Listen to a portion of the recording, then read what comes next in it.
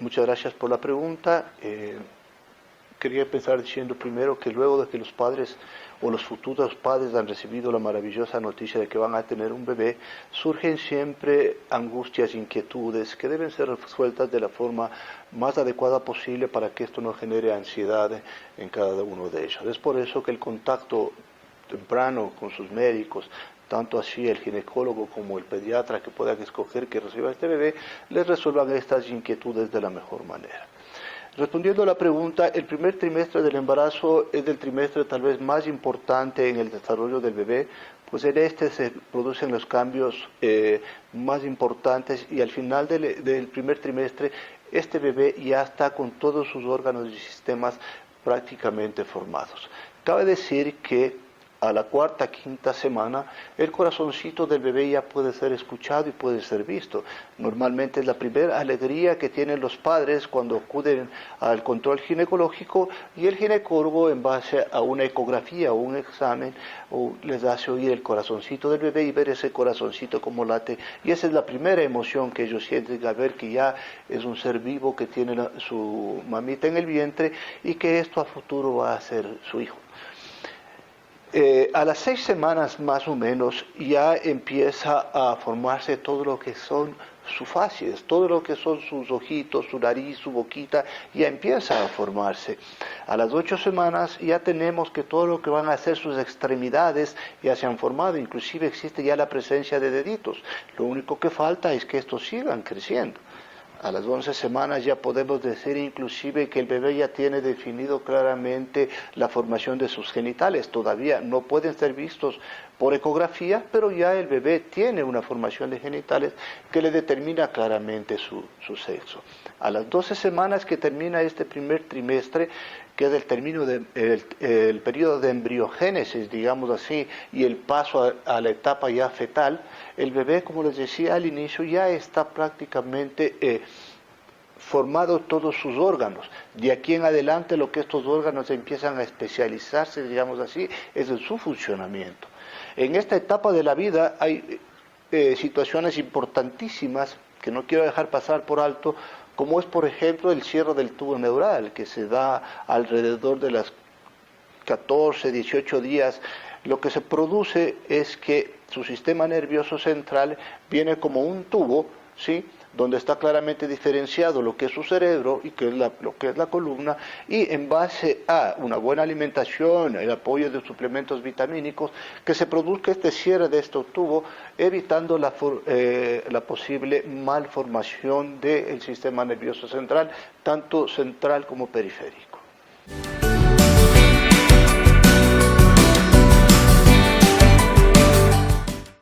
El embarazo es un proceso fisiológico en la madre que puede llegar a determinar muchos cambios en primera instancia y hay que tener una idea clara de cómo la madre va a iniciar ese embarazo. Por esto es importantísimo, primero, es una consulta obstétrica previa y contar al ginecólogo la voluntad de que tiene la madre de embarazarse, para que en ese momento el ginecólogo le haga un control general para saber el estado de salud de esta madre. Y en relación a eso, si es que es necesario hacer una corrección en cuanto a los resultados de sus exámenes, poder realizarlo porque la madre esté en la condición más óptima ya para anidar a este bebé.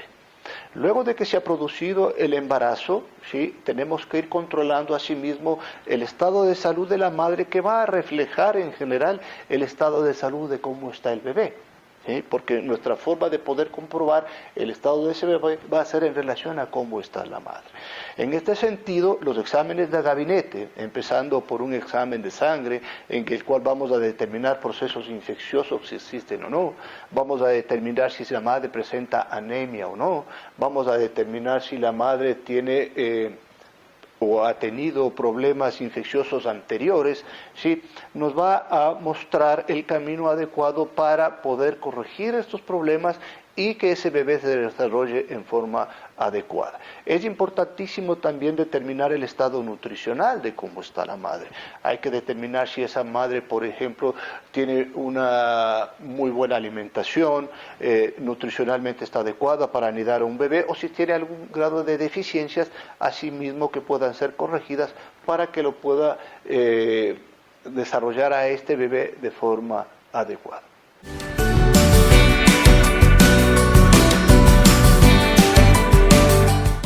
Es una pregunta un poco discutible, digamos así, porque desde el punto de vista médico existe solo la recomendación de 3 ecografías durante el embarazo.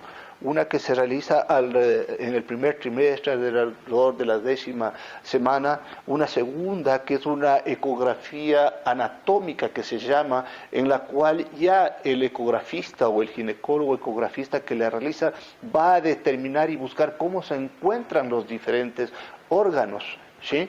Y se hace a esta edad más o menos a las 22, 24 semanas, porque el tamaño del bebé todavía lo permite para hacer una ecografía, realizar mediciones y ver cómo se están desarrollando sus órganos y, ¿por qué no?, la posibilidad de encontrar algún posible defecto dentro de la formación de ese bebé.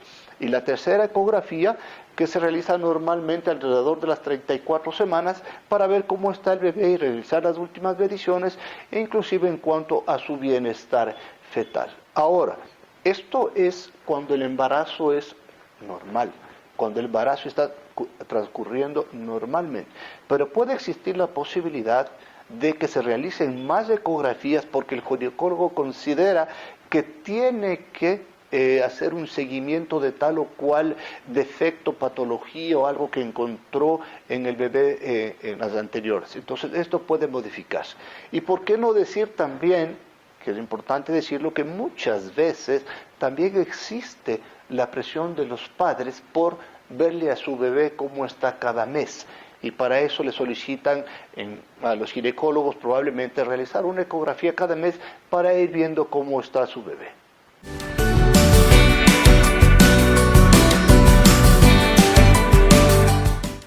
Como ya lo había dicho al inicio, el primer trimestre del embarazo probablemente es el trimestre más importante porque es el periodo de la organogénesis, es el periodo donde se está desarrollando el bebé, donde se están desarrollando sus órganos. En este sentido, los cuidados que una madre debe tener dentro de este periodo son importantísimos, ¿sí? Por ejemplo, el primer cuidado que una madre debe tener es evitar hacer dieta, ¿sí? Una madre tiene que comprender claramente que durante este proceso hermoso que es el embarazo, ella va a subir de peso y tiene que subir del peso adecuado y por eso va a tener un control ginecológico que le va a ir determinando cómo está su subida de peso. Y eso es importantísimo. Entonces, como primera recomendación, evitar las dietas. Segundo, hacer la idea de que tiene que comer, ¿sí? Porque definitivamente hay madres que no tienen esa idea del hecho de que tienen que alimentarse bien. No solo el hecho de hacer dieta, sino saber alimentarse. Probablemente va a tener que empezar a ingerir alimentos que para ella antes no eran de su dieta diaria, pero ahora va a tener que hacerlo. Es importante también recalcar que el uso o el abuso, digamos así, del tabaco, el alcohol, el café, sí, tiene que ser totalmente reducido. En caso de tabaco y alcohol, suprimido totalmente. En caso de la cafeína, puede ser utilizada, pero en dosis probablemente adecuadas, menores, 1 a 2 tazas de café al día, está perfectamente bien. Pero recordar también que hay otro tipo de bebidas como el té, que también tiene cafeína. Entonces hay que pensar que hay que ir sumando el consumo de esas diferentes bebidas para tener en claro la cantidad de esas bebidas que está tomando. Es importante para la madre también el hecho de saber, de no estar en contacto con personas que sabe que están enfermas, ¿sí? Porque como le dije, se está produciendo el desarrollo de los órganos en este bebé y hay enfermedades que pueden interferir en el desarrollo de estos, ¿sí? Entonces es importantísimo tratar de evitar eso. Y también es importante el hecho de que la madre evite ir a lugares endémicos de cierto tipo de enfermedades, como están muy a la moda, el dengue, el paludismo, el chikungunya, Zika, o sea, que sabemos que influyen directamente en el desarrollo del bebé. Así es que yo creo que estas son las recomendaciones más importantes del embarazo. Tal vez el hecho también de evitar el ejercicio en exceso, el ejercicio intenso. La madre puede realizar ejercicio, pero debe ser un ejercicio totalmente controlado, ¿sí? No hacer movimientos bruscos, no hacer muchas presiones sobre el vientre y también evitar a futuro dentro de su desarrollo habitual de aseo el uso de los baños muy calientes y durante mucho tiempo. Porque es el momento en que el bebé también, sobre todo en las primeras semanas, está anidando en su útero y esto puede llevar a pérdidas, ¿sí? El excesivo calor puede llevar a pérdidas. Así es que pienso que estas serían las recomendaciones más importantes que una madre debe tomar en cuenta en su primer trimestre.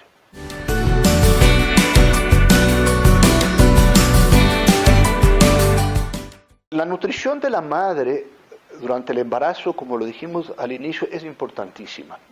Lo que la madre tiene que tener es una dieta, no en una dieta en el sentido de restringir alimentos, sino una dieta balanceada en el sentido de qué puede comer, ¿sí? Y de qué manera comer.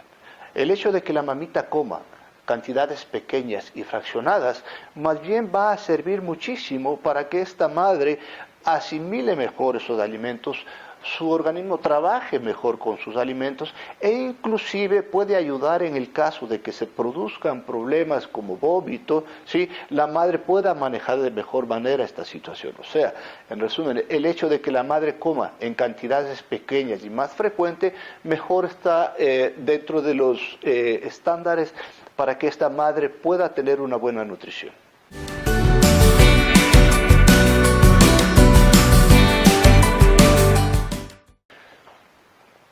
Las alergias es un tema muy difícil de saber si es que van a ser o si es que vamos a saber de que el momento está embarazada.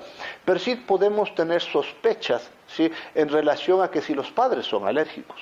Si los padres son alérgicos, probablemente sus hijos tengan la posibilidad de desarrollar alergias. Existen estudios, por ejemplo, en que si el padre y la madre son alérgicos, probablemente su hijo tenga una posibilidad del 50% de ser alérgico. Pero no podemos determinar eso sino hasta el momento que el bebé nace, ¿sí? Y recordar que siempre las alergias vienen en relación a dos componentes, que es la persona alérgica y la cosa o el alimento que le produce la alergia. Si este bebé no está en contacto, tiene una carga genética para ser alérgico, pero si ese bebé no está en contacto con lo que desencadena la alergia, no va a ser alérgico. Un ejemplo, en general, por poner un alimento, se me ocurre camarón para una persona. Yo soy alérgico al camarón, pero si no como camarón no desarrollo la alergia, ¿me entiende? Entonces, pero sí soy alérgico. Entonces, esa es una diferencia muy importante que hay que tomar en cuenta.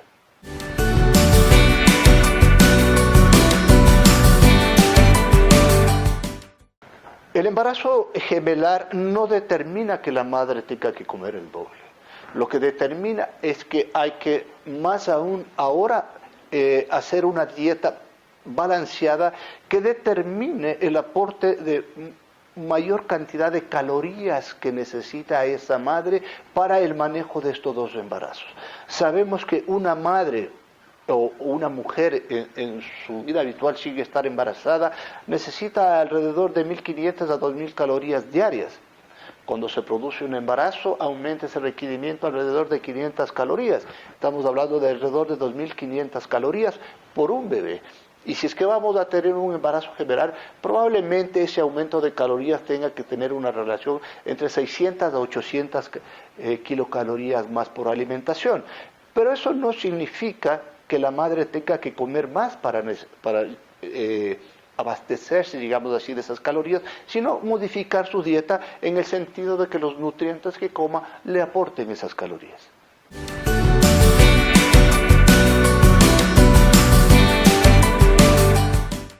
El estreñimiento tiene mucha relación con el embarazo, ¿sí? Es muy común en las madres que están gestantes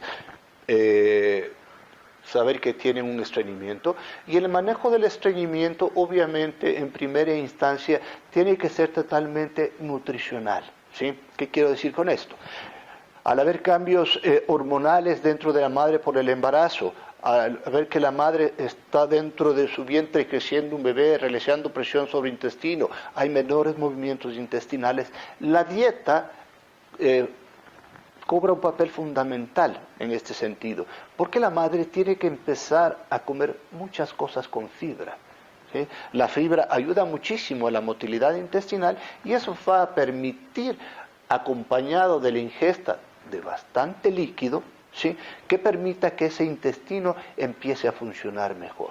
Además que, apoyado, como lo habíamos dicho al inicio, por un ejercicio moderado, determina que esta madre pueda mejorar ese proceso de estreñimiento.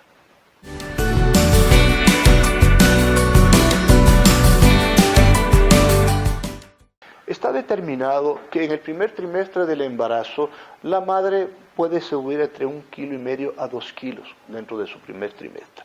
El segundo trimestre del embarazo alrededor de 400 gramos por semana y el tercer trimestre del embarazo alrededor de 500 gramos por semana, lo que determina un incremento de peso de alrededor de entre 10 a 15 kilos al final del embarazo, que es lo que debe ganar la madre.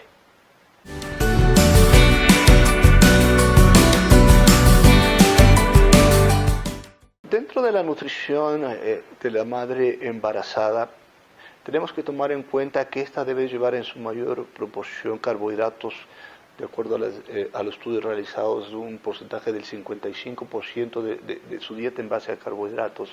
Tiene que tener un 35% en base a grasas y un 10% en base a proteínas. Pero lo que es importante recalcar es la calidad de carbohidratos que va a ingerir, la calidad de grasas que va a ingerir, la calidad de proteínas que va a ingerir.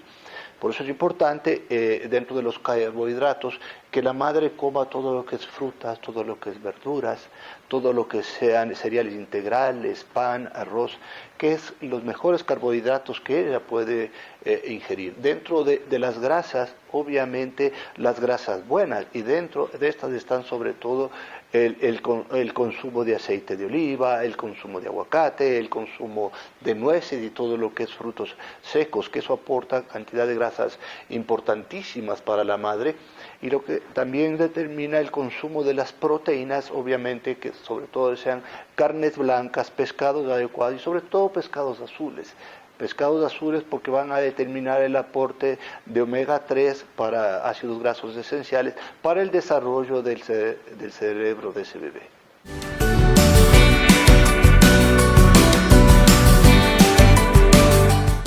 Los multivitamínicos dentro del embarazo son importantes porque hay que darle un apoyo a esa madre que está llevando a un bebé en su vientre. Si bien es cierto, la mejor forma de aportar estos nutrientes es con una buena alimentación, pero no está por demás dar un soporte de vitaminas a estas madres para que todos los estándares en cuanto a dosis de recomendaciones de vitaminas reciban esta madre. El ácido fólico sí es considerado una vitamina, la vitamina B9, que cumple un factor importantísimo dentro del desarrollo del bebé, y uno de los principales factores o apoyos que realiza este ácido fólico es el cierre del tubo neural, que hoy había hablado al inicio de esta entrevista. Es importantísimo porque aporta a que este cierre neural se forme y se realice de una manera completa, evitando los posibles defectos congénitos que pueden haber en los bebés. De hecho, está determinado que si alguna familia, algunos padres ya tuvieron el problema de tener un hijo con una malformación congénita de este tipo, por deficiencia de ácido fólico, en el siguiente embarazo tendrán que aumentar la dosis de consumo de este aporte. Asimismo que ayuda para la mayor producción de células sanguíneas y para el crecimiento del bebé.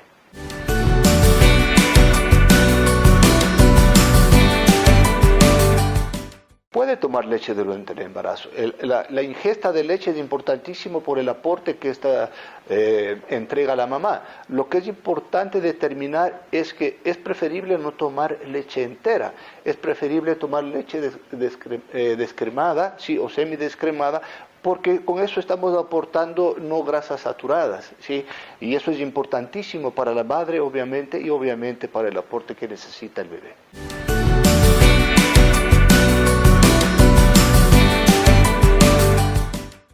Bueno, la resistencia a la insulina es importante porque ventajosamente solo existe un porcentaje bajo de madres que está alrededor del 3 al 6%, en otros estudios de 4 al 8%, que pueden desarrollar diabetes gestacional, ¿sí? Entonces es importantísimo el control por parte de su obstetra, de su ginecólogo, en la realización de las pruebas que tienen que ir haciendo, sobre todo de valores de glicemia, para determinar cómo está yendo la madre en su proceso de resistencia a la insulina y en su proceso de manejo de la glucosa.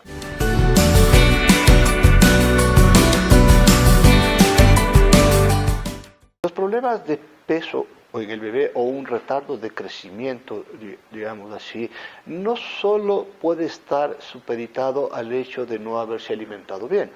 Pueden haber factores importantes que determinen que el bebé no esté creciendo bien. Por ejemplo, recalcando lo que había dicho al inicio, el consumo del tabaco, el consumo del alcohol o el uso a lo mejor de estimulantes como la cafeína o la teína puede determinar que esta placenta de este bebé no se haya desarrollado lo suficiente y por tanto el aporte nutricional para este bebé por ese factor no sea el adecuado. En ese sentido, como les decía, es importantísimo determinar cuáles son los factores que están influyendo para que ese bebé no esté subiendo bien de peso y atacar a esos factores para poder recuperar en la medida el peso que requiere este bebé.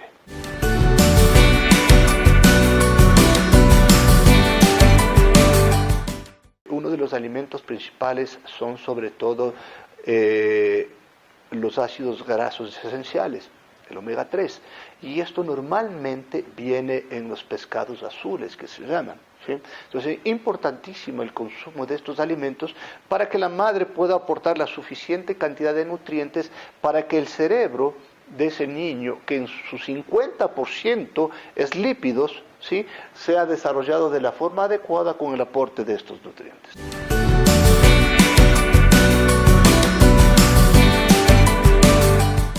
Los antojos es un trastorno, digámoslo así, muy común en el embarazo y normalmente están dados en el primer trimestre, las primeras semanas de embarazo. Existen investigaciones o estudios no totalmente confirmados que dicen que los antojos pueden estar en relación al déficit de vitaminas o a los cambios hormonales que recibe la madre y que esto puede producir un trastorno a nivel de sus sentidos del gusto y el olfato y eso puede estar encaminando al proceso de los antojos. Ahora, los antojos generalmente son desde el punto de vista alimentario y están en relación a alimentos ácidos o dulces. Encuestas que se han realizado en madres con antojos determinan que lo que más quieren es dulce o ácido. Y cosas curiosas, muchas mezclas de dulce con ácido que originalmente no se nos ocurría comer, pero definitivamente los antojos pueden ser manejados tranquilamente. ¿Qué quiero decir? Si la madre tiene un antojo de una comida en especial y esta es, por ejemplo, con un alto contenido graso, lo puede hacer, pero tomando en cuenta para que a futuro, en las siguientes comidas del día, a lo mejor su dieta se modifique en cuanto al aporte de grasas. Entonces, con eso estaríamos probablemente corrigiendo el exceso de nutrientes que tuvo en esa alimentación. Si la madre, por ejemplo, tiene deseo de helado, ¿sí?, mi antojo fue un helado. Normalmente el consumo de yogur, por ejemplo, la madre sabe que tiene antojos de helado. El tener, por ejemplo, el yogur congelado puede suplementar el hecho de consumir una cantidad excesiva de azúcares en un helado. Entonces los antojos probablemente son muy bien manejados si es que se encaminan de esta manera.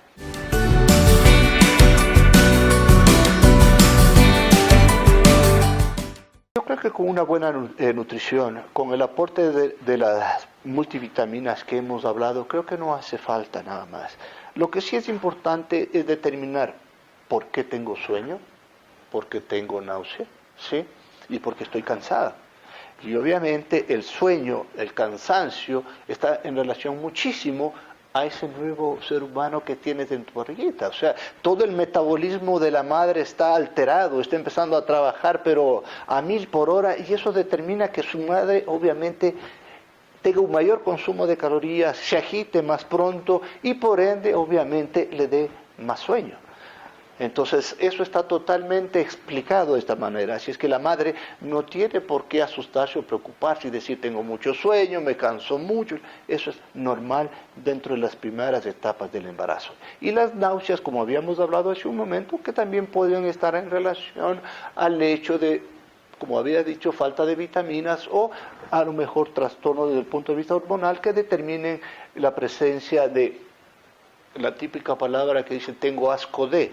A veces han habido casos que dice hasta no soporto el perfume de mi marido. Normalmente ha sucedido y está en relación mucho a eso. Así es que todos estos procesos son totalmente normales dentro del embarazo y que lo que es importante es que las mamitas sepan que todos estos pueden ser manejados naturalmente y muy pocas veces se necesitan de suplementos de tipo de medicamentoso para poder contrarrestar estos efectos. Es importante determinar a las madrecitas y recordarles que están viviendo una etapa maravillosa que es el embarazo, están viviendo una etapa llena de inquietudes y temores y eso también puede quitar el sueño, porque el momento que sabes que estoy embarazada empiezas a pensar un sinnúmero de cosas, un sinnúmero de sustos, temores, cómo será, cómo estará bien, estará sanito, me engordaré mucho, qué me va a pasar, cómo voy a llevar adelante esto, y definitivamente esos temores se van a ir superando, sobre todo con un buen control del embarazo y con una buena respuesta a las inquietudes y preguntas que ellas tienen.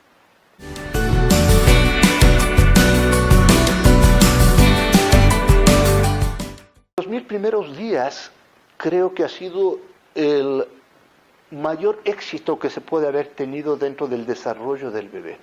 Nosotros tenemos que asumir que dentro del proceso del embarazo, si bien yo había dicho al inicio que el primer trimestre es el trimestre principal porque se produce la organogénesis, el desarrollo de los órganos, y después viene el perfeccionamiento, digamos, en el funcionamiento y en el crecimiento de estos órganos, pero después del nacimiento no es que esto se ha terminado.